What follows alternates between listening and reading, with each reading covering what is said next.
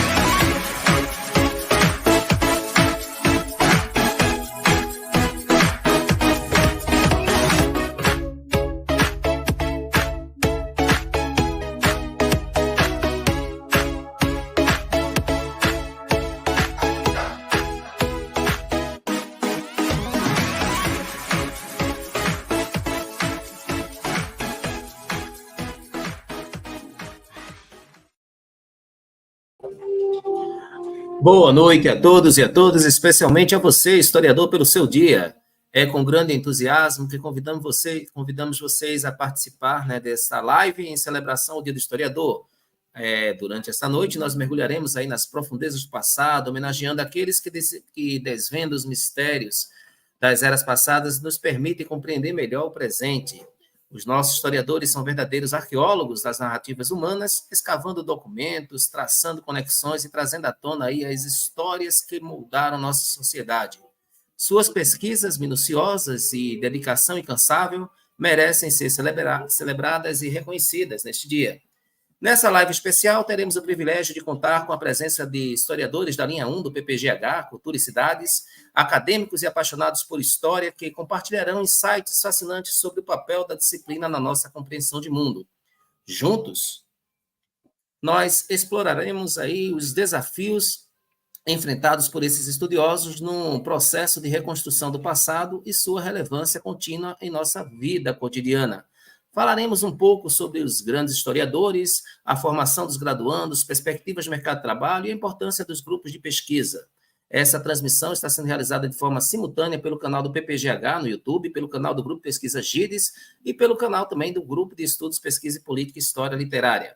Participe conosco deixando likes, comentários, questionamentos, para que nossos convidados possam estar trocando figurinhas. Eu gostaria de apresentar, então, convidando já aqui para a sala, o professor Cabral, Severino Cabral Filho. Professor, seja bem-vindo. Professor Cabral, ele é professor de História Moderna e Contemporânea, possui graduação em História pela Universidade Federal da Paraíba, mestrado em Sociologia pela Universidade Federal da Paraíba e doutorado em Sociologia pela Universidade Federal também da Paraíba. Atualmente, ele é professor titular da Universidade Federal de Campina Grande. Professor Cabral, boa noite, professor. Boa noite, professor Xisto, uma satisfação Gostaria estarmos juntos aqui para discutirmos algumas questões que eu considero relevantes para o nosso métier, o nosso prazer. É isso. Ok. Gostaríamos de convidar também à sala o professor Joaquim de Melo Azevedo Sobrinho Neto. Professor Joaquim, seja bem-vindo, sinta-se acolhido. O professor Joaquim, ele é professor adjunto de História Contemporânea da Universidade de Pernambuco, campus de Garanhuns, é líder do Grupo de Estudos e Pesquisa de Política e História Literária, o GEPPHIL, é vice-coordenador do Núcleo de Extensão e Pesquisas em História, Educação, Linguística e Literatura e da TV Nipel. É isso mesmo, professor. Seja bem-vindo, sinta-se acolhido também, professor Joaquim. Boa noite, professor Xisto. Boa noite, professor Cabral. Para mim é um prazer imenso estar aqui hoje. Ok, gostaria agora de convidar à sala o professor Eduardo Roberto Jordão Knack. Professor, seja bem-vindo. O professor Eduardo, ele é graduado em História pela Universidade de Passo Fundo, ele é mestre em História pelo Programa de Pós-Graduação em História da Universidade de Passo Fundo, desenvolvendo o tema, né, modernização e espaço urbano e patrimônio histórico, Passo Fundo, Rio Grande do Sul. É isso, professor? Correto? Isso mesmo. É doutor em História pelo Programa de Pós-Graduação em História da Pontifícia Universidade Católica do Rio Grande do Sul, na linha de pesquisa Sociedade, Ciência e Arte, com a tese Passo Fundo e a Construção do Imaginário Capital do Planalto.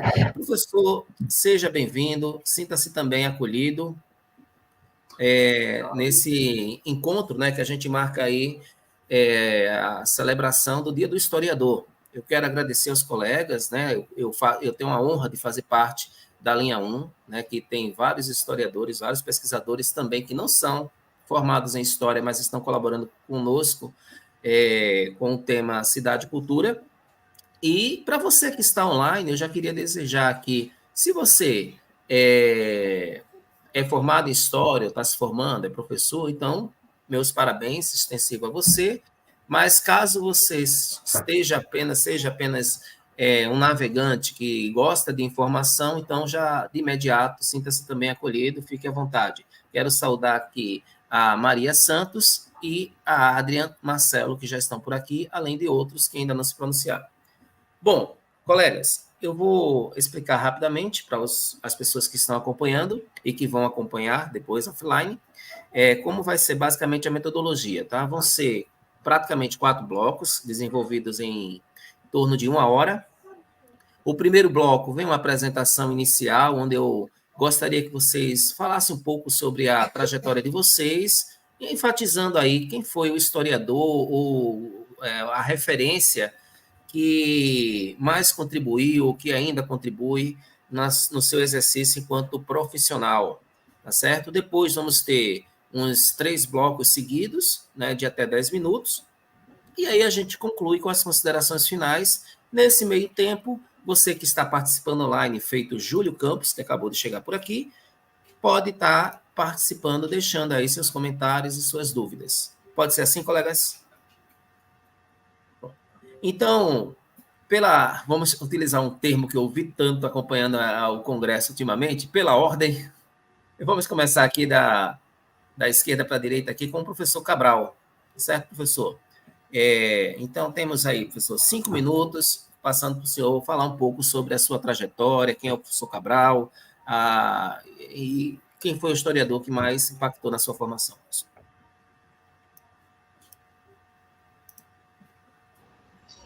Bom, boa noite, pessoal, meus prezadíssimos colegas, o pessoal que está chegando aí para nos ouvir.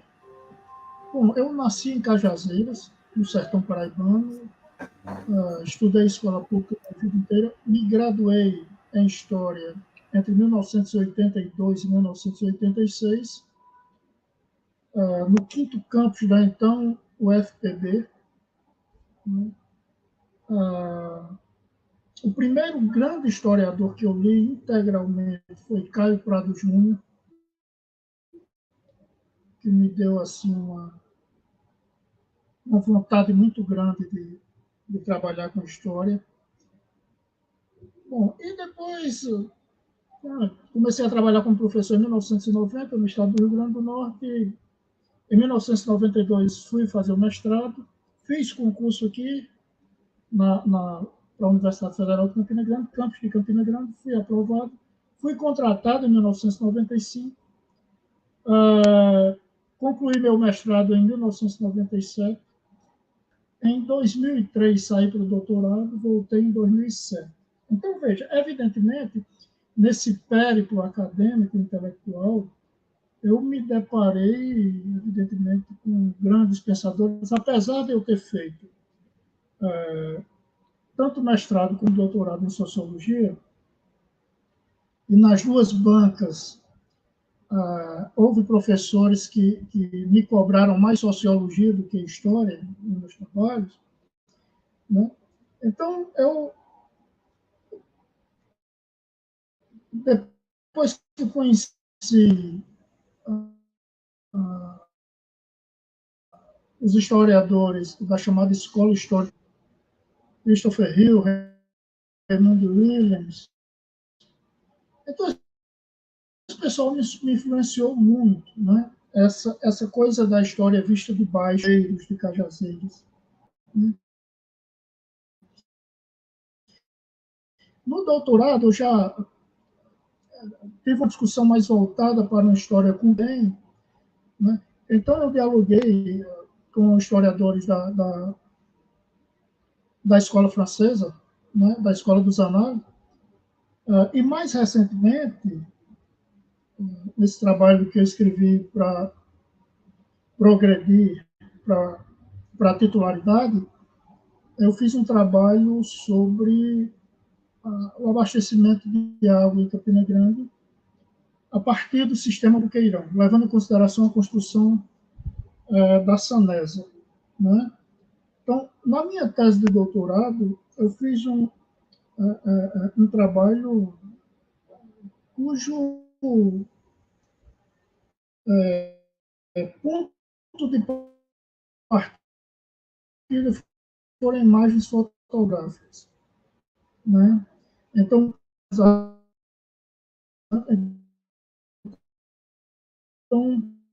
eu refleti aí sobre a própria modernização da cidade, né? A digamos assim, fundamental para a gente compreender há 5 anos. Então, essas coisas não saíram mais de mim, né? Esses temas, porque eu os considero muito caros ao trabalho de qualquer historiador que se arrisca, né, a trabalhar com essa perspectiva da cultura, né, que envolve aí uma ampla gama de aspectos e de temáticas que nós puderemos detalhar aqui no andamento desse nosso encontro. Então, por hora é isso. Eu acho que eu já gastei meus 5 minutos regulamentares. Eu passo aí, devolvo a palavra ao professor Xisto.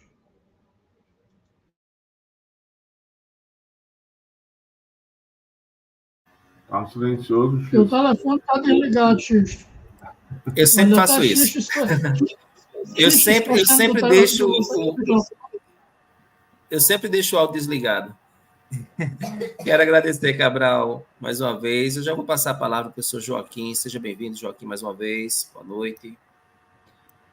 Boa noite. Essa questão da graduação é interessante, né? Eu sempre comento que quando eu entrei na graduação em História, eu estava com mais vontade de cursar letras na época para estudar literatura. E aí eu tenho uma dívida com um professor na época que estava na Universidade Estadual da Paraíba como substituto, que é um professor que todo mundo conhece na região de Campina Grande como Júnior Flor. E na época eu falei para ele, professor, olha, quando eu vi que havia muita cobrança, né, no curso de História em torno da pesquisa documental, e eu ainda não tinha esclarecimento suficiente sobre os usos da literatura como fonte. Então, eu falei para o Júnior, na época, que era o meu professor de teoria, olha, eu quero uma transferência do curso de História para o curso de Letras, para estudar literatura brasileira. Aí ele fez, Joaquim, não faça isso, não.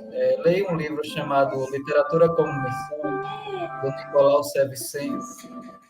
E aí eu tive contato com essa obra, que é um estudo muito denso e muito criterioso, e ao mesmo tempo muito bem escrito, muito, muito belo, sobre o uso da literatura do Lima Barreto, né, um escritor negro e anarquista que viveu no Rio de Janeiro.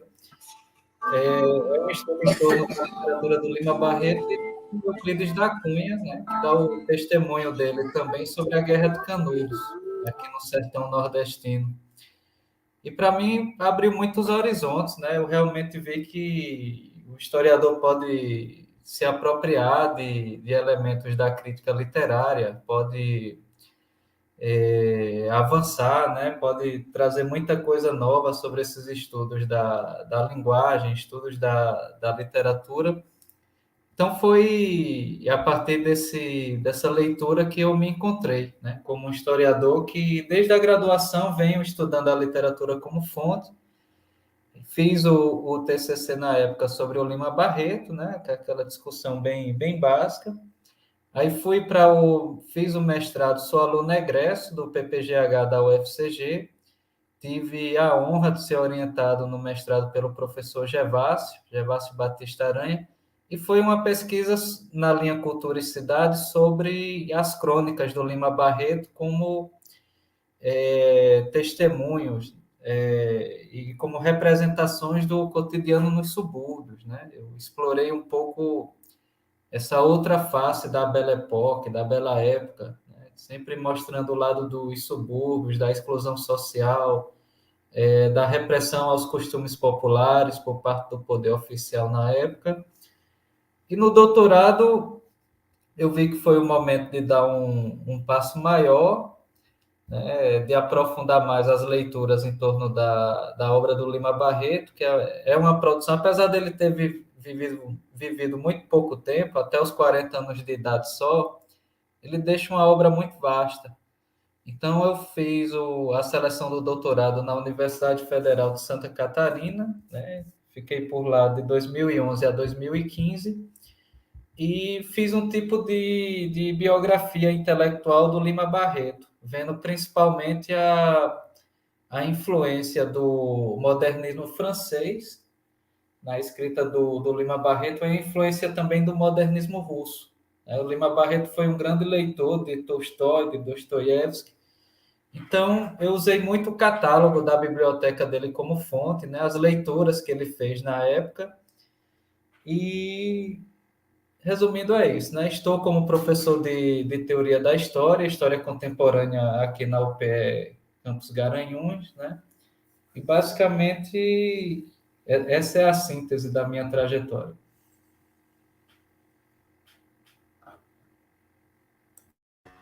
Vez. Agora sim. É que eu tiro para não fazer o barulho aqui, que eu não estou brincando, mas é assim mesmo, a gente vai levando.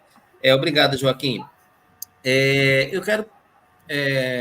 As pessoas que estão online, caso queiram, inclusive se tiver algum estudante pós-graduando da linha 1, se quiser entrar em contato pelo WhatsApp para participar online, vai ser bem-vindo também, tá? Mas eu quero também agradecer a todos que estão online. Passar a palavra para o professor Eduardo. Professor Eduardo, mais uma vez, boa noite. Boa noite, é um prazer estar aqui com os colegas da linha e também agradecer aí as pessoas que estão acompanhando, né? Vi o nome de alguns colegas, alguns alunos aqui que apareceram, né? É um prazer estar aqui para conversar um pouco sobre história, enfim, sobre os rumos da profissão. Bom, a minha trajetória é isso, né? Eu venho do Rio Grande do Sul, como o X falou, né? Eu fiz a graduação no início desse século, ainda não. Então, fiz a graduação, o mestrado e o doutorado no Rio Grande do Sul e sempre trabalhando muito com essa área, né, das relações entre processos de transformação urbana, memória, processos de patrimonialização, usos e discursos do patrimônio e da memória também. A graduação eu fiz na Universidade de Passo Fundo, eu trabalhei durante boa parte da graduação como estagiário no Museu Histórico da cidade, né, então isso acabou me levando para esse lado, pensar o patrimônio também, né? Eu tive essa boa oportunidade, né, para mim, eu sempre me interessei, né, por museus, enfim, acho que desde antes de entrar na faculdade, né, a gente pensa nossa trajetória na faculdade, mas acho que ela começa antes, né? Eu, quando era criança, morava perto de um cemitério e adorava ir no cemitério, né? Minha mãe dizia que eu falava que eu queria ser desenterrador de cemitério, né?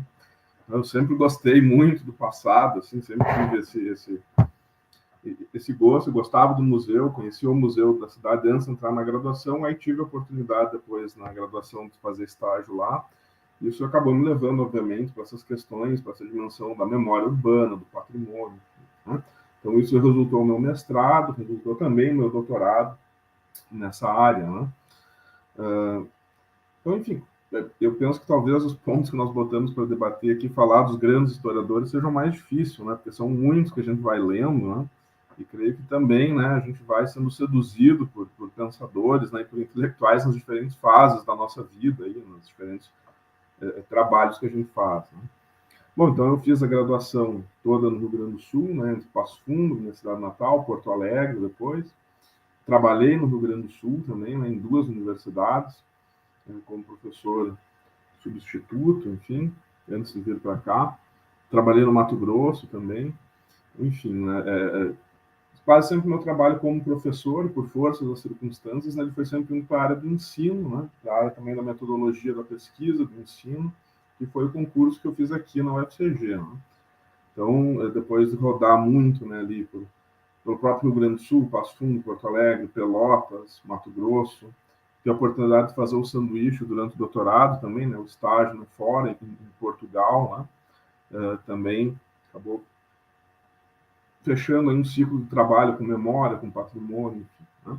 Mas o fato é que eu fui, né, os trabalhos docentes, né, o trabalho docente, além do ensino básico, eu sempre fui me aproximando muito com a área do ensino também. Hoje, eu, aqui na UFCG, não, estou na linha 1, mas trabalhando ainda, né, por ter essa forte relação com trabalhos com memória, patrimônio, né, transformações urbanas, mas na graduação também eu trabalho aqui, né, agora, né, com mais efetivamente na área do ensino, embora também esteja na área de teoria, mas trabalho com a área do ensino. Né.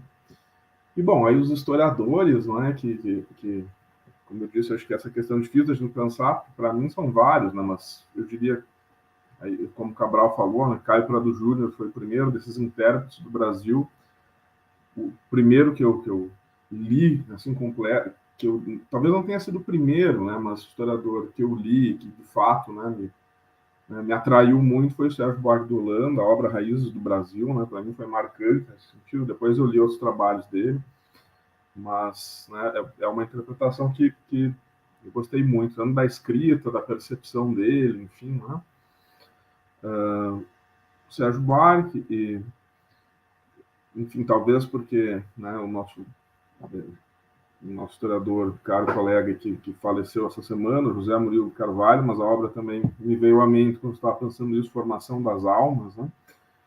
Eu sempre me interessei por arte, por essas, né, desde a graduação, então, por trabalhar com memória, com imaginário, com o uso das alegorias, enfim, esse livro é um livro que também, desde a graduação, me impactou muito, e realmente, não tanto em função... O Sérgio Buarque de Holanda dá um impacto quase poético, assim, na interpretação do Brasil, né, mas a formação das almas, realmente, o trabalho do historiador, né, dentro dessa área do imaginário, do uso das alegorias, enfim, então foi um trabalho que marcou bastante, né.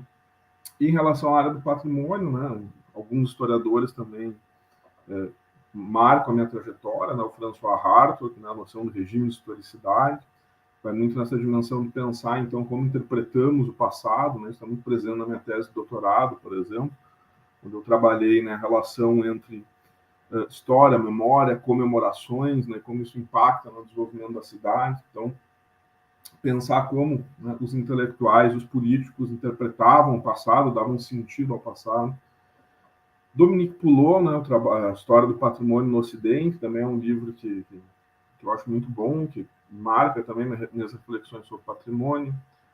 Eu gosto muito da história da arte, né, mais porque também ao longo dessa trajetória eu conheci muitos colegas que trabalham com esse tema, com fotografia, com arte, então, embora não tenha pesquisado muito efetivamente, mas há um historiador da arte chamado George G. Huberman, que eu acho sensacional os livros que ele escreve também. Tem aquela boa inveja, né, quando a gente lê um livro e pensa assim, nossa, que trabalho bem feito desse cara, eu queria escrever como esse cara escreve, né. E, enfim, na área do ensino também, então, né, para fechar assim, esses historiadores, o Johnny Hussen, né, é um autor que eu gosto muito de trabalhar, a Circe Bittencourt, a Tânia De Luca, não é da área do ensino, mas é da área da metodologia, né, a Tânia Regina De Luca, então, a Circe, a Tânia Regina De Luca são autores que também marcam aí essa minha trajetória. Bom, isso, passo a palavra para o X. Perfeito, muito obrigado, professor Eduardo. Bom, eu quero aqui registrar, né, a presença da nossa atual coordenadora do programa, a professora Michele. Seja bem-vinda, Michele, muito obrigado. Querendo também dar a palavrinha final, Michele, é só entrar em contato pelo WhatsApp. Bom, nós então selecionamos, né, alguns temas que vão servir como temas norteadores. O primeiro tema eu considero algo muito complexo, realmente, para se definir, para se fazer, né, o curso de graduação em História, né? Teve no passado recente uma mudança, né? Não foi isso, Cabral? Deixou de ser bacharelado, hoje é licenciatura, ou já voltou? Ou como é que está o curso de o curso, né? Bom, por que eu considero o PPC importante o debate, né? Nessa jornada que a gente tem, a elaboração do projeto pedagógico, ele se torna algo desafiador porque são as diretrizes que a gente define para a formação do acadêmico, né?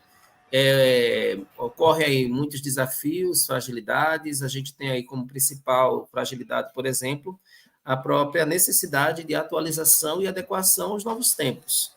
Então, pensando nisso, então, pensando nesse contexto, eu gostaria de continuar com o professor Eduardo, né? O professor Eduardo, ele falar um pouco sobre o tema, a gente tem aí uns 10 minutinhos, e em seguida eu deixo em aberto para os colegas, caso queiram comentar, complementar, certo? Professor Eduardo, fica à vontade. Certo. Bom, eu vou comentar um pouquinho na condição de ex-coordenador do curso, né? Aproveitar que o Michele está aqui nos acompanhando. Eu e o Michele dividimos, né, a gestão passada, a coordenação da graduação, né? Justamente num período, um período pandêmico, né? Boa parte foi no período da pandemia, foi um período à parte, mas coincidiu também com a mudança curricular, não é, no curso de História, não? Uma mudança curricular, enfim, justamente o que você falou, né, X, o conjunto de não só temas e conteúdos, mas até o sentido que a gente dá para o curso, né, algo que está presente nesse documento, que é o plano político, né, do curso, o plano pedagógico, né, do curso. Então, a gente passou aí por esse período de mudança, né, nós não elaboramos o PPC, mas fomos, né, pegamos o início dessa transição e fomos, né, lidando com a transição, né.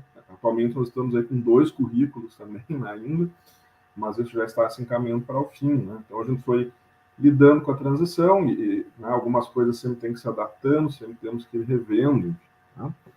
Na realidade, o nosso curso X, ele é só licenciatura, né, nosso currículo, tanto nós temos o curso noturno e o curso diurno, né, ambos com o mesmo projeto político pedagógico, né, mas ambos licenciatura, né.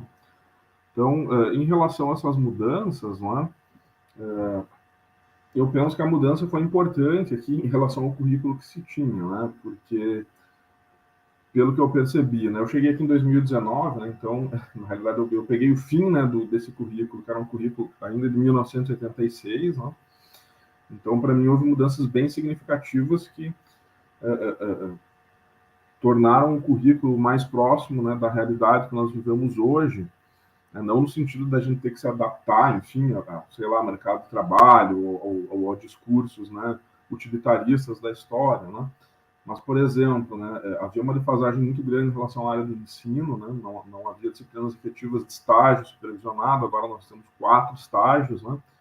Isso aproxima os alunos e alunas do nosso curso, né, a educação básica, né, de uma forma muito mais efetiva, proporcionando uma experiência para eles de observação, de exercício prático, não é isso, porque, obviamente, que podemos pensar hoje que há outros campos para os historiadores trabalhar, mas, efetivamente, né, não tenho aqui dados, mas acredito que 90%, 95% dos colegas que saem de um curso de História vão ser professores, né, ou do ensino básico, ou do ensino superior. Então, creio que essa aproximação, por exemplo, que o nosso novo currículo trouxe é importante, né? Não só com essas disciplinas, mas introduziu também disciplinas como laboratórios, né? Laboratório de pesquisa, laboratório de educação patrimonial, por exemplo. São disciplinas, então, que proporcionam algumas experiências, não é? Para os discentes. Também a gente incorporou algumas disciplinas como cyberespaço, ensino de história, que penso que é uma disciplina importante, né? Também para a formação, uma vez que nós estamos aí, né, sim, utilizando e trabalhando com novas tecnologias. Penso que esse é um desafio também das gerações futuras de historiadores, né, se apropriarem dessas linguagens, né, para encontrar novas formas, inclusive, de apresentar a produção do conhecimento que nós fazemos, seja na graduação, seja no mestrado, seja no doutorado, né? Então, penso que esse novo currículo trouxe, né, essas dimensões que estavam faltando no outro, né? Então, enfim, como eu disse, não acompanhei, né, o período de formação, né, e também, né, do início, mas peguei essa implementação logo que cheguei aqui, né? Então, eu vejo como positivo, né? Penso que são positivas essas introduções que tivemos, embora a gente ainda esteja nessa fase, né, de implementação, de adaptação de algumas coisas, né? Mas, para mim, torna-se um currículo, né, muito mais, como eu disse, vinculado à realidade, né, de pesquisa, à realidade do exercício profissional, tanto na docência, né, com os estágios, com cadeiras como cyberespaço, ensino de história, mas também abrindo para outras dimensões, como o laboratório de educação patrimonial. Tá? Isso é um ponto importante. Outro ponto importante também, mas aí não é só do nosso curso de história, né? Acho que isso afetou outros cursos em outras universidades brasileiras, não só a FCG, mas eu vejo como muito positivo, embora também ainda precise de ajustes, né, para todos nós pensarmos, que é a curricularização da extensão nos cursos de graduação. Né? Eu penso que isso é muito importante, isso também aproxima, não é, os alunos e alunas da realidade social que vivemos. Né? Quer dizer, todos os cursos de graduação agora têm que apresentar, né, uma carga horária de extensão curricularizada. O que isso significa? Significa que no projeto político do curso, né, essas horas de extensão têm que estar lá destacadas, né? E não pode ser algo tão geral, assim como era antes. Né? Antes os alunos tinham que cumprir um certo conjunto de horas e podiam fazer, né, eventos, né, etc. Agora, a ideia da extensão é que o aluno exerça um papel ativo, né, na atividade de extensão. E a atividade de extensão, né, resumindo aqui muito simplesmente, é você transpor os muros da universidade, né? Conectar a sociedade, né, com a universidade. Então, no nosso currículo de história, né, da UFCG, nós temos 2 caminhos para essa extensão. Né? Nós criamos, né, 2 disciplinas que são projetos de extensão, né? Projeto 1, projeto 2, não lembro bem agora o nome, mas a ideia é essa, né? A ideia é que sejam projetos de extensão, um mais voltados a intervenções, né, na sociedade, outro também mais voltado ao ensino. Então, essa é uma dimensão, e a outra dimensão é que algumas disciplinas contam agora com uma carga horária de extensão também. Eu penso que isso é importante, mas, como eu disse, a gente ainda está lapidando isso, mas penso que é um avanço, né, porque faz também com que em disciplinas das mais variadas, como o Laboratório de Educação Patrimonial, por exemplo, os alunos têm que pensar formas, né, de atuar dentro da sociedade. Né? Eu penso que isso é importante no momento que a gente vive, tanto do ponto de vista profissional, né, para quem está se formando, para quem vai vir cursar História aqui no UFCG e nos outros cursos da UFCG, em outras universidades, porque é um momento que um dos desafios que a gente enfrenta é o saber, né, não só universitário, mas o saber escolar também sofrendo aí ataques, né, com negacionismos e revisionismos fúteis aí, né, que a gente vem vendo, né, políticos comparando professores com traficantes, coisas assim, né. Então, a gente vive um momento que, de fato, a universidade tem que estar mais presente na sociedade. E eu penso que esse é um caminho para isso. Né? Então, em relação ao nosso curso, ao curso de História, eu penso que isso aproxima, né, os discentes, né, da sociedade, permite que a sociedade também venha para a universidade, né, permite que a gente tenha essa sensibilidade também de entender, né, o que a comunidade está percebendo da universidade, onde a universidade pode atuar melhor. Né?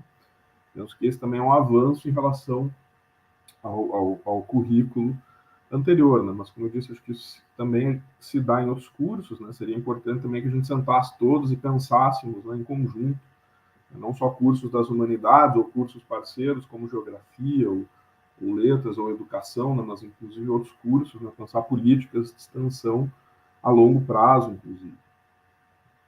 Bom, isso, não sei se os colegas Cabral, Joaquim ou X comentar. Certo, ok, Eduardo. Gostaria de passar a palavra aos colegas, fiquem à vontade, caso queiram comentar. Eduardo e Cabral, pela ordem. Não, eu não teria. Certo. Eu não teria. Então, deixa eu fazer o seguinte, vou fazer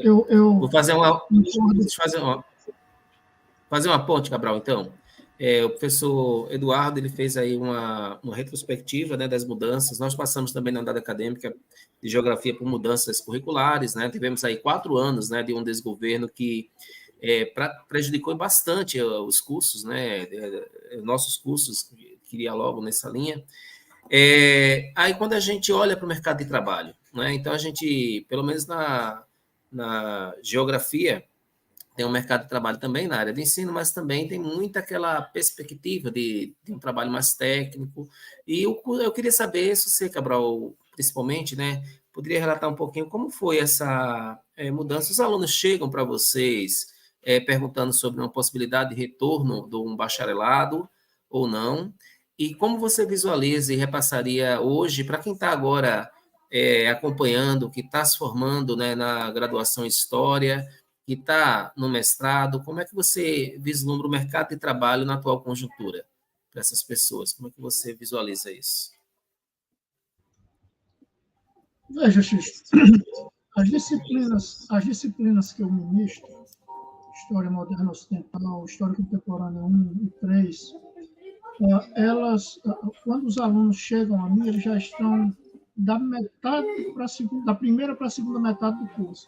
Então, eu imagino que essas informações eles já têm muito claras, até porque quando nós, sempre que o semestre se inicia, nós fazemos essa atividade de recepção aos estudantes que estão ingressando, e é muito comum ter a participação do pessoal do CA de História, né? E para aquela troca inicial, para aquela recepção.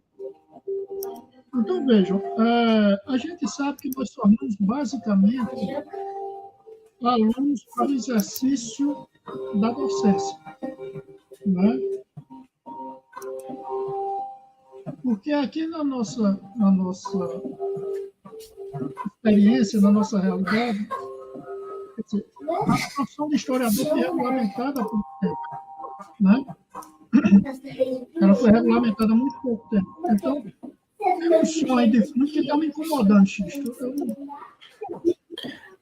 Eu acho que está falando aí em algum lugar que... Está tendo a microfonia. Estou ouvindo a sua própria voz voltar. Bom, eu estava ouvindo só crianças conversando. É porque eu estou ouvindo como se fosse retornando. Vamos seguir. Acho que agora interrompeu, Cabral. Pode seguir. Vamos seguir. Então, vejam. Nós... Como é? Não, acho que agora parou a interferência. Eu estava ouvindo também o som. Eu não entendi, Eduardo. Agora parou. Pode seguir. Pois parou. A interferência parou. Eu também estou notando. Então, vejam, nós formamos docentes, né? Então, essas escolas de Campina Grande, todas, elas estão... Os professores de História que estão lá são formados por nós ou pelos colegas lá da UEPB, pelo curso da UEPB. Escolas públicas e escolas privadas. Nós temos um número considerável também, aqui mesmo na nossa unidade acadêmica, né, a maior parte dos bom, eu não vou saber agora de memória, mas pelo menos uma parte considerável dos colegas, dos professores, foram formados aqui pelo curso de História, né? Eu lembro agora, assim, de imediato, de Michele, de Rodrigo Ceballos, né? Enfim, os mais velhos, Luciano Mendonça, Lena, enfim, esse pessoal todo, o próprio Gervásio, que é o decano, né, foi formado aqui. Então, a gente não tem essa tradição que alguns centros maiores têm, por exemplo, de ter um mercado de trabalho para graduandos em História que vão trabalhar em museus, vão trabalhar exclusivamente com pesquisa, né? Vão trabalhar em institutos históricos e coisas do gênero.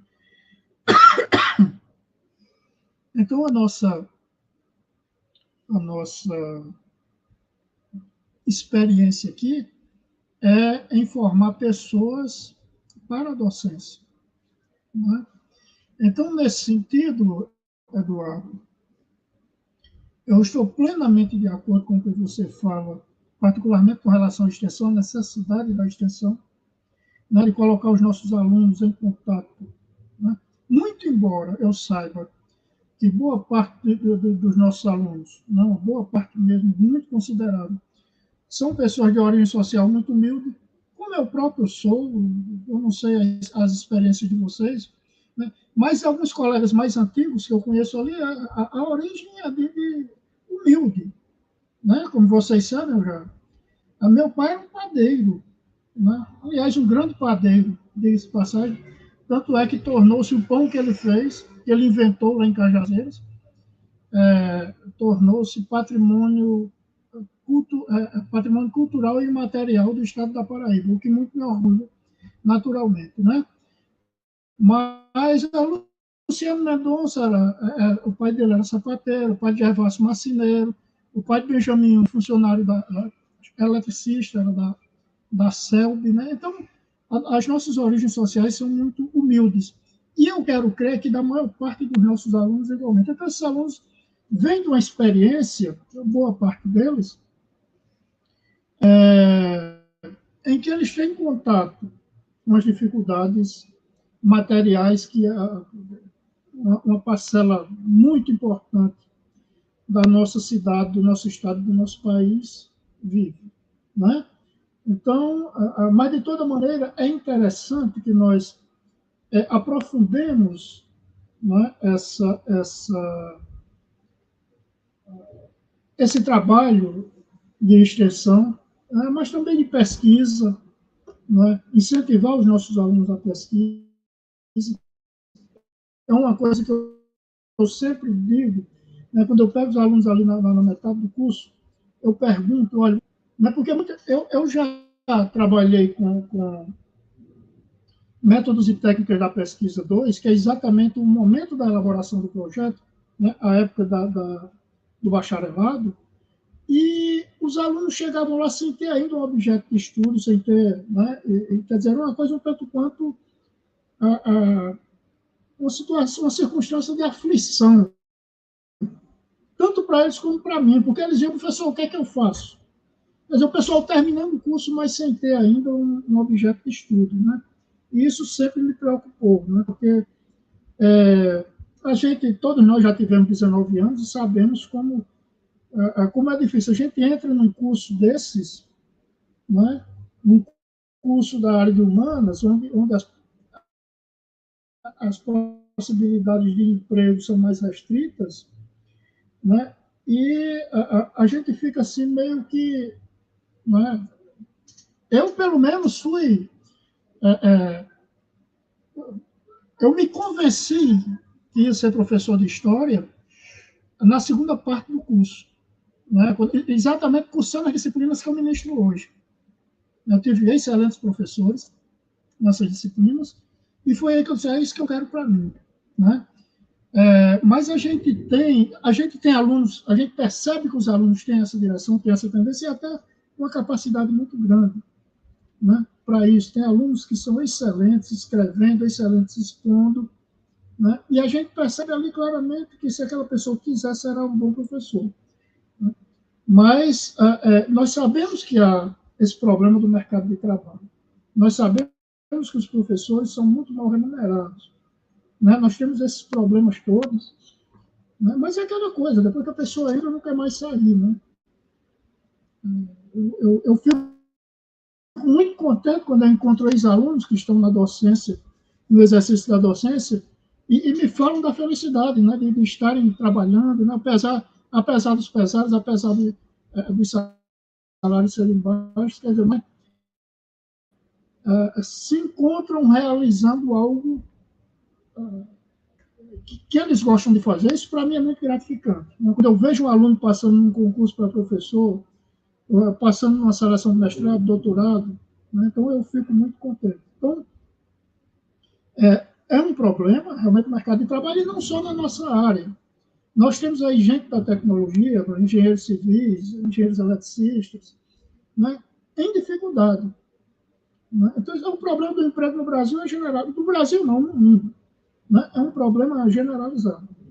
Mas, enfim, a gente vai trabalhando e... Perfeito. Dá mais na frente. Perfeito. Eu gostaria agora de colocar Joaquim na conversa, mas antes, Eu queria informar, né, quem está online, que vocês estão acompanhando uma live especial sobre o Dia do Historiador, né, comemorado hoje, 19 de agosto.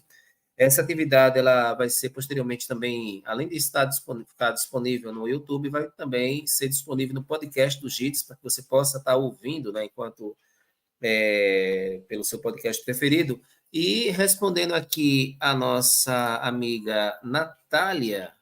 Natália, daqui a pouco a gente vai estar liberando um formulário, que tem um link na descrição desse vídeo, tem um link de um formulário, do Google Formulário. Vocês vão preencher e nós vamos elaborar um certificado de participação de vocês nessa mesa redonda, tá? Agora está desabilitado, mas daqui a pouco a gente vai estar habilitando ele. Eu informo a vocês quando estiver habilitando. Bom, eu queria incluir, né, Joaquim na conversa. Joaquim, sobre a questão dos grupos de pesquisa, né, e a qualificação discente. Queria que você falasse um pouco, né, fazer pesquisa na área de humanas é sempre um desafio, nós não temos recursos. Os recursos, quando chegam para a universidade, uma parte significativa deles vão para cursos de outras áreas, pelo menos essa é a imagem que eu tenho, né, é bem mais complicado na área de humanas fazer pesquisa, e fazer pesquisa em licenciatura parece que ainda é mais complicado ainda. Então, eu queria que você comentasse um pouco, falasse também sobre a sua história com relação às atividades que você faz na área de pesquisa, Joaquim. Obrigado, professor Xisto. Eu escutei a fala dos colegas, né, do professor Eduardo e professor Cabral atentamente, e eu queria também partilhar a experiência que eu tive aqui quando eu estava no curso de História da UPE Campus Petrolina, à frente do NDE, que é o Núcleo Docente Estruturante do curso, e a gente a gente auxilia a coordenação nesse processo de reformulação da grade curricular, das diretrizes do curso. E uma das primeiras coisas que eu constatei na época, quando eu estive à frente do NDE, era o alto índice de retenção dos alunos. Tinha muita gente que ficava, a gente estava na época com 200 alunos que não conseguiam terminar o TCC, e a solução que encontramos na época foi flexibilizar a ideia de TCC. Era apenas a monografia, muita gente tinha dificuldade de elaborar um ensaio monográfico aí de 50 páginas, 60. Então, a gente adotou a ideia dos artigos. Você faz um artigo com um número mínimo, né, de 20 laudas, máximo de 25 a 30, e os alunos responderam muito bem a esse estímulo. A gente teve um número, eu lembro que quando implantamos nessa flexibilização, tivemos um número recorde de defesas de TCC, e a gente também ampliou tanto a ideia também de que os alunos, só que pelo menos o tempo que eu fiquei lá, ninguém fez isso, né? O aluno poderia apresentar um documentário, produzir um documentário, a partir de trabalhos de história oral, de memória também, mas uma coisa bem feita, né? Bem produzida, com os devidos cuidados gráficos que requer, né? Cinematográficos também. E o memorial esse daí eu ainda orientei 2, né? Que era abrir também para se fazer o memorial do estágio de docência que o aluno fez. Então, ele faz 4 estágios e ele fazia uma síntese dessa experiência ao longo dos estágios e apresentava para a banca, né? Então, essas soluções, né, que pensamos para diminuir a evasão funcionou bem, a retenção, quer dizer, no curso, e esse debate que há um pouco entre licenciatura e bacharelado, os cursos que eu atuei foram em licenciaturas. Eu vou muito no sentido do que o professor Eduardo falou, né, que a maioria da nossa formação é voltada para colocar pessoas em sala de aula. Então, a ideia que houve um debate na década de 80, de 70, de que o bacharel fazia pesquisa, o licenciado ia para a sala de aula, eu acho que isso se perdeu muito, se diluiu muito a pertinência dessa discussão. E o grande, né, é aquele que eu acredito que foi mestre de todos nós, que é o grande Paulo Freire. Ele solucionou bem esse debate aí. Ele diz o seguinte: não há pesquisa sem ensino e nem ensino sem pesquisa, né? Então, para o Paulo Freire, essa relação é bem dialética, a gente adotou ela e vim também de um curso com a grande maioria dos nossos alunos, né? Eu também partilho dessa realidade. Eu sou filho de agricultores do semiárido paraibano, né? De gente muito humilde. E constatei também, à frente do INDEC, 70% dos nossos alunos vinham de famílias que tinham uma renda mensal de até um salário mínimo e meio. Então, não adiantava a gente, né, querer impor o ritmo de estudos puxado, muitas leituras, textos em outras línguas, porque não ia adiantar, não era correspondente com a realidade do curso. E a gente leva em conta que esses alunos, a grande maioria, no caso de Petrolina, vinham de uma realidade rural. Então, eles passavam o dia trabalhando no campo, serviço pesado, bastante puxado, na lavoura, e iam estudar à noite, né? E os alunos da tarde tinham um pouco um perfil mais urbano, era diferente, então a gente cobrava um pouco mais, né? Mas da noite a gente tinha uma atenção maior, né? Tinha uma dedicação maior. E a questão do mercado de trabalho, que é delicada, né? A gente fez também uma pesquisa quantitativa na época e a gente viu que a grande maioria dos nossos alunos, 90% dos alunos que saíam do curso, queriam ir para a sala de aula, queriam ir para o mercado de trabalho. Mas tinha uma grande porcentagem que estavam em outros setores de trabalho ou na informalidade. E aí a gente vê assim que o grande entrave é que o mercado de trabalho e os governos, as prefeituras não abriam concursos em número suficiente para absorver, né, esse público. Então, eu fiquei feliz em escutar o diagnóstico dos colegas de Campina Grande, porque vi muita semelhança com a realidade aqui, né, que eu vivenciei. Para finalizar um pouco a fala, né, eu acho que fazer pesquisa nas ciências humanas é um grande desafio nesse país que a gente vive. O Brasil ocupa o penúltimo lugar do mundo em termos de valorização de professores, e a gente que ocupou esse posto nas ciências humanas, né, sofre a todo momento com um bombardeio muito grande de desinformação, de calúnias, de fake news contra o nosso trabalho. De modo que eu diria que tivemos o corte de bolsas, de repasse para a iniciação científica, que isso é muito bom para estimular o aluno, que ele tenha o gosto, que ele cultive o gosto pela pesquisa desde os primeiros momentos na graduação. Mas o que me chama a atenção no nosso pessoal é a vontade de estudar, de ler, de fazer história, de pesquisar história contra a maré. Com todas essas dificuldades, todos os anos a gente tem um número significativo de gente procurando o curso nos exames, né, nacionais, nesses sistemas avaliativos, e de todo modo que eu penso, né, que talvez agora esse seja um momento mais adequado para a gente trazer para a pauta, para o debate público, a necessidade de investimento, né? Tanto na formação de pesquisadores, quanto na valorização dos professores de nível básico e superior, para que façam mais pesquisa mesmo. Perfeito, Joaquim, muito obrigado. Bom, você está acompanhando a live especial sobre o Dia do Historiador, comemorado hoje, 19 de agosto. Essa atividade, além de ficar disponível no YouTube, vai ficar também no podcast do GIDES, para informar quem está participando que já está habilitado o formulário. O formulário eu vou deixar até o final ainda do dia de hoje, da noite de hoje. Você querendo solicitar o certificado de participação, você pode solicitar via formulário.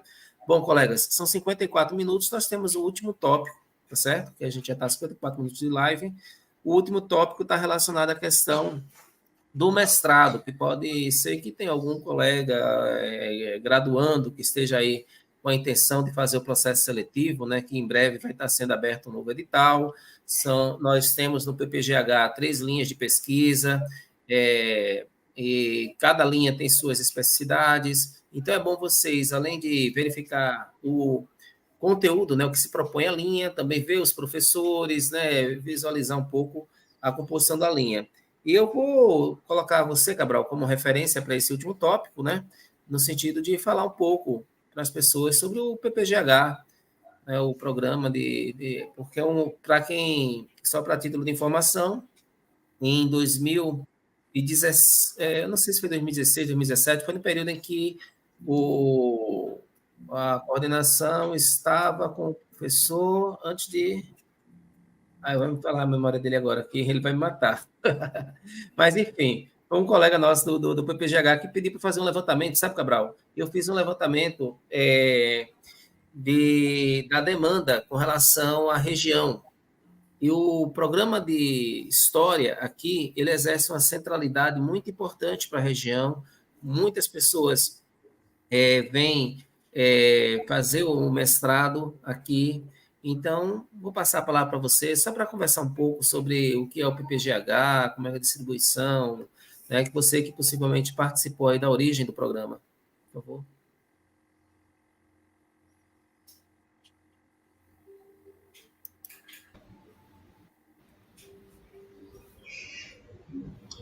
Ok. Eu entrei no programa em 2007, logo quando eu voltei do doutorado. Esse programa ele é de 2006, 2005. 2006, se não me engano. Eu entrei em 2007, quando eu voltei do doutorado. Né? Passei a trabalhar no programa. Então, veja, a gente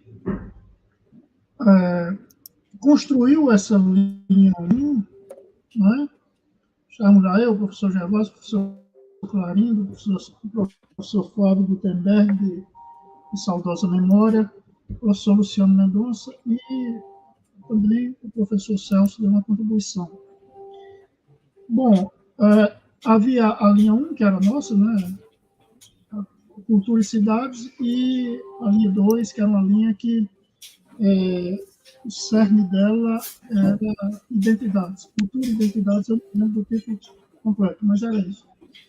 Então, veja, nós nos caracterizamos pelo estudo das cidades e numa perspectiva da história social e da história cultural. Né? Isso é uma coisa que é bastante flexível e que permitia análise, digamos assim, desde uma perspectiva marxista mais ortodoxa, né? Passando pelos historiadores sociais, indo para digamos assim, para a dimensão cultural, que eu chamei aqui de história cultural. Os historiadores culturais americanos, os historiadores culturais franceses, particularmente aqueles da chamada Escola dos Anais. Né? Então, e claro, os historiadores brasileiros também que trabalharam nessa perspectiva. Né? Joaquim citou aí o Nicolau Savcent, que é um autor que eu vi muito citado. Né? As pessoas que trabalharam com literatura, especificamente, como o próprio Joaquim, outros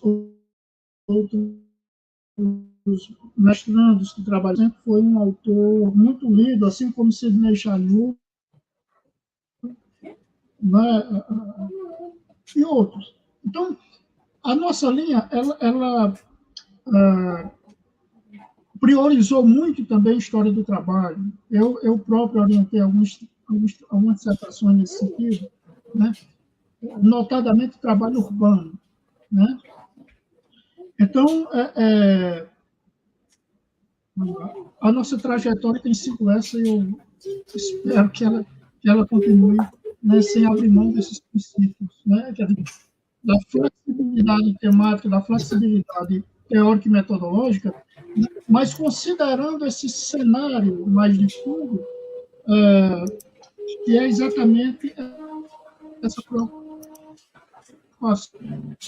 com cultura e sociedade. Então, nós podemos tranquilamente, nós temos, digamos assim, know-how, nós temos competência, nós temos conhecimento para trabalharmos com os alunos que nos preocupam, pelo menos até agora, nesses 15 anos do mestrado, tem mais, né? 2006, 17 anos. Então, eu já tenho assim, algo em torno de 20 orientações, se eu não me engano, de 15 a 20, eu não sei assim, exatamente. Né? Então, agora vejam, os alunos, como Xisto falou, nós, de fato, recepcionamos alunos. Oh, Cabral, só um instante, Cabral. Eu continuo ouvindo um retorno. É como se fosse um chiadozinho. Eu diria até que não apenas nós recebemos aqui de Pernambuco, vem muito, do Ceará, do Rio Grande do Norte, do Piauí. Eu não sei, eu acho que cortou, Cabral. Não sei se está cortando para os colegas Eduardo e. Bom, então deve ser aqui, então, porque está cortando para mim, hein? Está fragmentando a fala dele. Estou ouvindo bem aqui. Tá vendo? Ah, tá falhando um pouco a conexão. Porque tá meio que fragmentada a sua fala, Cabral. Mas tudo bem, vamos continuar. A gente já está no finalzinho. Por favor, pode continuar. Então, vem mesmo, né, Cabral? Está para vocês, Eduardo e Joaquim? Acho que está. Agora voltou, mas antes travou um pouquinho. Quando você estava falando também, você, Eduardo e Joaquim...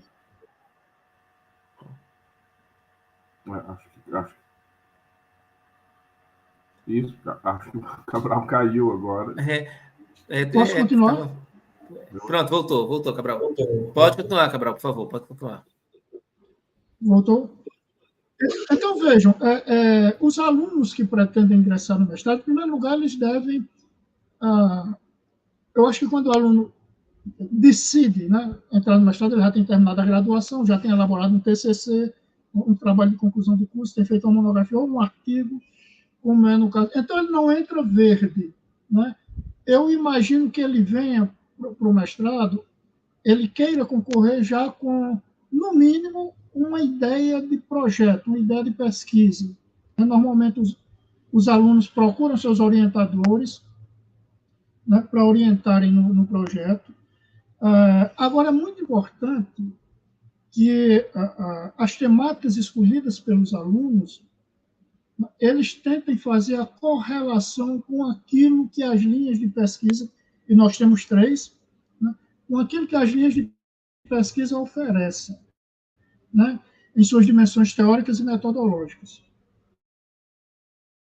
Porque, a partir daí, né, o aluno se inteira das bibliografias que esses programas, que essas linhas de pesquisa exigem, né, se inteiram dessa bibliografia, leem essa bibliografia, ou pelo menos o máximo que puderem dela, né, e adequam, em sendo possível, para os nossos alunos, né, aqui, que eles todos nos conhecem, então eles já nos procuram com uma certa antecedência, né, para orientar a partir do mestrado. Né? Então, para esses alunos que vêm de fora, que pretendem concorrer aqui, é muito importante essa leitura, né, das propostas das linhas. Né? É importante também ir ao currículo dos professores, os nossos currículos que estão lá à disposição, né, na página do programa. Porque aí vocês vão ver, particularmente os alunos de fora, né, vão ver com que nós trabalhamos, né, e a partir daí vocês fazem o contato conosco, né, e a gente começa a dialogar. Então, essa busca é muito importante. Né? Olhar o que o mestrado oferece, olhar o que as linhas de pesquisa propõem, né? E tentar adequar os projetos de vocês a essas linhas, ou a essa linha em que o aluno pretende ingressar. Né? Cabral, então, eu postei aqui no chat o endereço para quem tiver curiosidade, queira conhecer, né? O edital em breve vai estar sendo aberto, o edital PPGH. Você esteja convidado, né, a submeter seu projeto, a conhecer o programa. E as linhas de pesquisa estão aqui, Cabral. Ó, História, Cultura e Cidade, linha 1, História, Cultura e Identidade, linha 2, e História Cultural das Práticas Educativas, linha 3. Então, aqui você pode acessar e conferir, né, o texto do que se propõe a linha. Pronto, então veja. São 3 linhas bastante amplas, né, 3 linhas bastante amplas, e quer dizer, a gente está pronto para recepcionar esses projetos, né? Nós estamos prontos para conversar com os alunos que desejam ingressar, e estamos prontos para eventuais orientações também, né? Então, em linhas gerais, é isso, né? Se o aluno tem vontade de fazer, se o aluno ele deseja fazer o mestrado, né? Então esse é o primeiro ponto, né? As coisas estão um pouco melhores, já está saindo bolsa, né? E agora essa relação de orientação mesmo, né? Particularmente para os alunos que não moram em Campina Grande, né? Com essa ferramenta maravilhosa que é o Google Meet, né? Eu tenho orientandos de fora, né? Costumo fazer as reuniões de orientação por intermédio do Google Meet, né? Porque é uma coisa espetacular, né? A tecnologia, né? Quando eu lembro que quando eu fiz meu mestrado, né? Era aquela coisa do trabalho solitário, né? E eu que tenho aqui para o Sofrido, arquivo. artesanal, aquela coisa. E eu tenho aqui para o hoje arquivo nós público, temos Cabral. Cabral, o meu mestrado, eu trabalhei com o Manguezal do Pina, a formação histórica dele, historiográfica dele. Eu tive que ir para o arquivo público lá em Recife, e era assim, ó, cada tijolo que a gente tinha de jornais, né, a hemeroteca de lá, para você. Hoje você tem a biblioteca digital, você acessa, é uma maravilha mesmo a tecnologia. Você procura. É tanto que esse último trabalho que eu escrevi, né, o trabalho para me tornar professor titular, eu fiz todo em casa. Eu tinha todo o material digitalizado de PIX que eu fiz anteriormente. Então, assim, foi o ingresso, o possível ingresso no mestrado é isso. Né? Vai depender muito desse contato de vocês, adequarem-se às linhas, se informarem sobre as linhas, se informarem sobre os professores e as professoras, né? E bola para frente, Então, vamos trabalhar. É isso. eu vou passar a palavra para os colegas, mas só uma informação também. Você, sendo de área afim, você pode também fazer o PPGH, desde que você esteja disposto a dialogar com a história, né? Que é um programa de mestrado em história. Mas estamos aí com a disponibilidade, você que é de outra área que está. Eu queria só registrar aqui a presença do professor Darcon. Seja bem-vindo, Darcon. E passar para os colegas Joaquim e Eduardo se eles gostariam de complementar alguma coisa relacionada a esse tópico para a gente ir para o encerramento. Isso.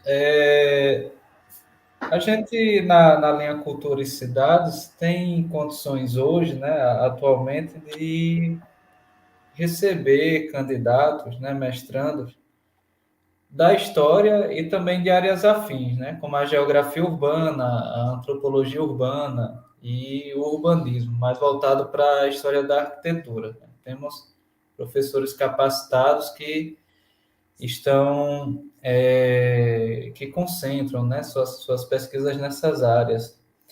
E o que eu diria como egresso do programa, como ex-aluno do PPGH da UFCG, é que a base teórica e metodológica que eu recebi no PPGH, ela me preparou para uma seleção, né? Me deu todas as condições possíveis de concorrer a uma seleção depois de doutorado, que foi muito disputada, né?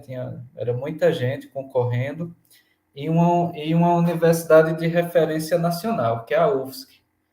Né? Então, é claro que para poder cursar e ficar lá em Florianópolis esse tempo que durou o doutorado, a bolsa foi fundamental, né? A bolsa de pesquisa da CAPES, Mas eu lembro muito da minha orientadora de lá, a professora Fátima Piazza, sempre comentar que a base que eu trouxe, né, que eu levei da UFCG para lá, não deixava nada a desejar para o pessoal de lá que ela acompanhava, né, há muito tempo, desde a graduação, inclusive.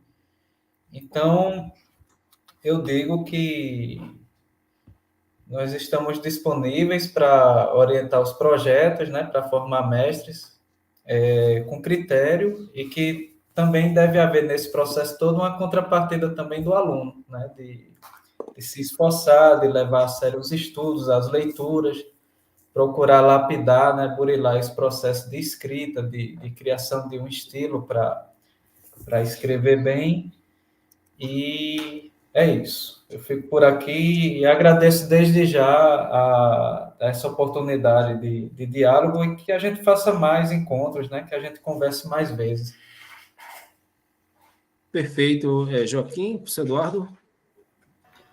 Eu acho que os colegas colocaram bem, não é, o que precisamos sempre ter em mente, não é, para cursar um mestrado, especialmente as linhas, enfim, ter essa noção dos professores.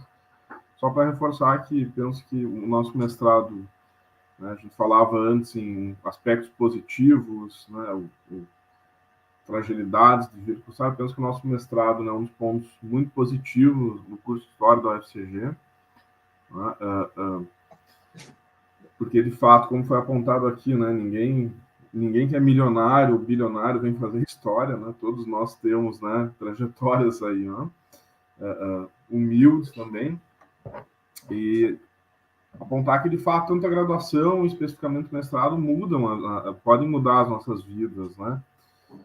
Eu fiz o mestrado também numa universidade lá no Rio Grande do Sul, mas numa realidade muito parecida, uma cidade médio porte, enfim, não fosse um mestrado lá, né, eu possivelmente tivesse terminado a graduação, estaria ainda no ensino básico, ou talvez nem trabalhando na área, né, e não que isso seja ruim, né, trabalhei muito tempo no ensino básico, mas de fato foi um mestrado que me possibilitou depois ir para o doutorado, né, e enfim, né, e aí ter uma série de experiências muito positivas do ponto de vista profissional, pessoal também, né, a gente ganha muito, né, academicamente, profissionalmente, mas também pessoalmente ao fazer um mestrado. Então, só deixar aberto o convite para que venham fazer conosco o mestrado, né? Na linha 1, sobretudo, né, se possível, mas também nas outras linhas, evidentemente, os interesses, né? E nós temos as linhas de pesquisa, né, ora, porque delimitamos objetos de interesse, mas, evidentemente, que há flertes, né, com as outras linhas também, né, porque, ora, né, trabalhar com cidades, trabalhar com transformações urbanas, trabalhas também com identidades, trabalhas também com educação, né? Então, nós podemos também ajudar e com frequência participamos de atividades das outras linhas, bancas, enfim, né? Então, nos procurem também aqui na UFCG, os alunos que tenham interesse, eu, Cabral, estamos aí à disposição, o Xisto também, pessoalmente, né? A Joaquim também pode ser contatado aí via os meios digitais, nos procurem que podemos ajudar vocês a ingressar no programa. É isso. Isso. Só para reforçar nesse papel regional que o programa tem, eu acho que é um ponto muito positivo, que deve ser sempre enfatizado. Eu passaria agora, consultaria os colegas, já faz aí, nós temos aí 1h, 13 minutos de live. Acho que tá bom, assim, já foi de bom tamanho, a gente abordou vários temas, né? Mais uma vez saudar a todos os historiadores pelo seu dia, né? Aos colegas principalmente, e passar a palavra final para vocês, caso queiram, vocês gostariam de acrescentar mais algo? Professor Cabral, professor Joaquim, professor Eduardo, pela ordem.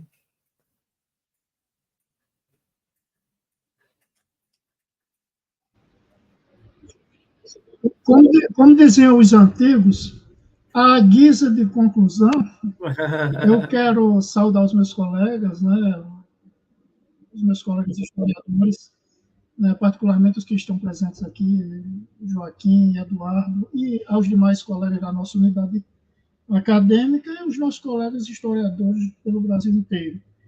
Né?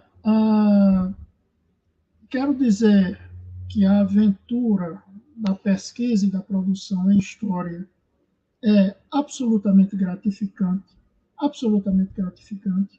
né? E ainda mais quando nós temos as facilidades que nós temos hoje. né? Quer dizer, facilidades, por um lado, né, essa possibilidade de acessarmos bibliotecas, arquivos, museus, institutos históricos, né? Biblioteca Nacional, acessar sem sair de casa, isso é uma coisa muito positiva. Uma gama grande de materiais. É claro que a nossa realidade aqui, né, quem quer trabalhar com a chamada história local, ele vai ter que ir aos arquivos necessariamente. Né? Então, a pesquisa, mas de toda maneira, o fazer-se da pesquisa é muito importante, é muito gratificante. Né? Todos nós já somos habituados à pesquisa e sabemos quão gratificante ela é. Então, eu quero conclamar, né, os nossos alunos, as pessoas que estão nos ouvindo, as que nos ouvirão, né, particularmente aos estudantes de História, né, que levem muito a sério a pesquisa. Né, levem muito a sério, trabalhem, e eu vou repetir aqui uma frase que eu gosto de repetir para os meus alunos, que procuram grandes temas que estão muito além do seu universo.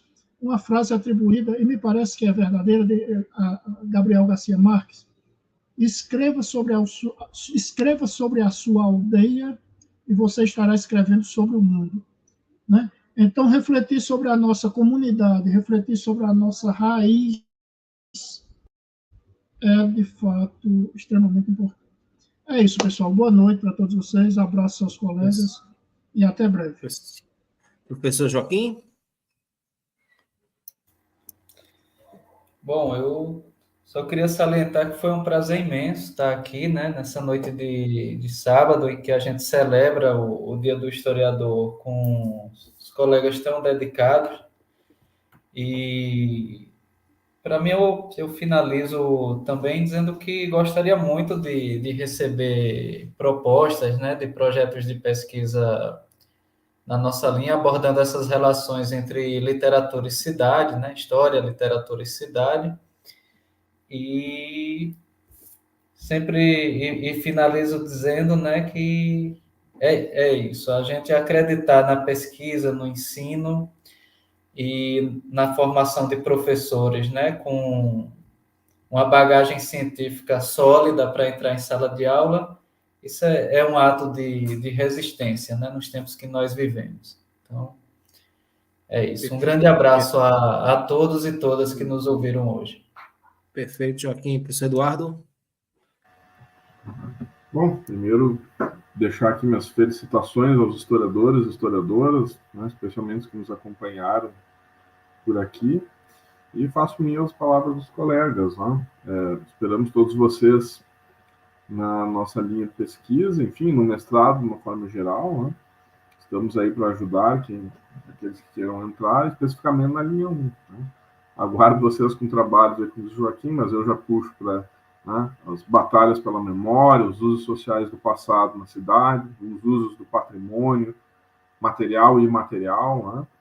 Então, quem quiser trabalhar com esses temas pode procurar, mas além disso, né, estamos aí para também ajudar a indicar caminhos aí, para quem quiser seguir na pesquisa histórica. E é isso, um abraço a todos e todas. Bom, eu mais uma vez quero agradecer aos colegas, agradecer as pessoas que estiveram participando online, as que vão acompanhar depois offline, muita gente acompanha depois offline.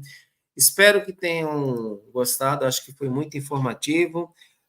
Maria pergunta aqui, já saiu o formulário? Está na descrição do vídeo, tá? Você pode, eu vou colocar aqui o link também, vou aproveitar enquanto está no encerramento, eu vou pôr o link do formulário, você basta preencher o formulário, é um formulário bem objetivo, tá? Só o e-mail e o nome completo, por favor, coloque seu nome completo, confira se está tudo em ordem, tudo direitinho, está na descrição, mas eu vou botar aqui, tá certo? Agora, para vocês.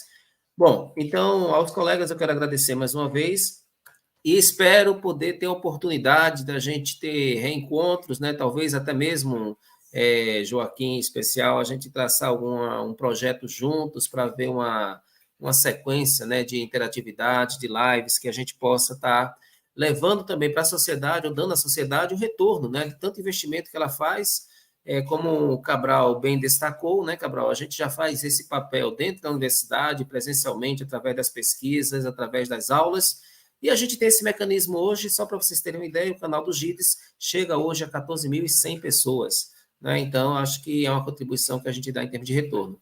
Gente, quero agradecer, portanto, a Aline, a Maria Oliveira, a todos que participaram aqui, né? Eu vou cometer um ato falho se eu começar a destacar e não ressaltar todos, mas todos que colaboraram, todos que participaram por aqui, nós ficamos devendo uma resposta para a Dulcineia, que ela perguntou sobre as facilidades de hoje, mas eu acredito que tem a ver hoje com o acesso realmente à informação, né, que está bem mais presente. Ela perguntou, não terminei porque as pesquisas em alemão e francês, é triste, além de que foi na época do AI-5 na USP, muito visada, sinto muito. Quais as facilidades hoje? Os colegas querem?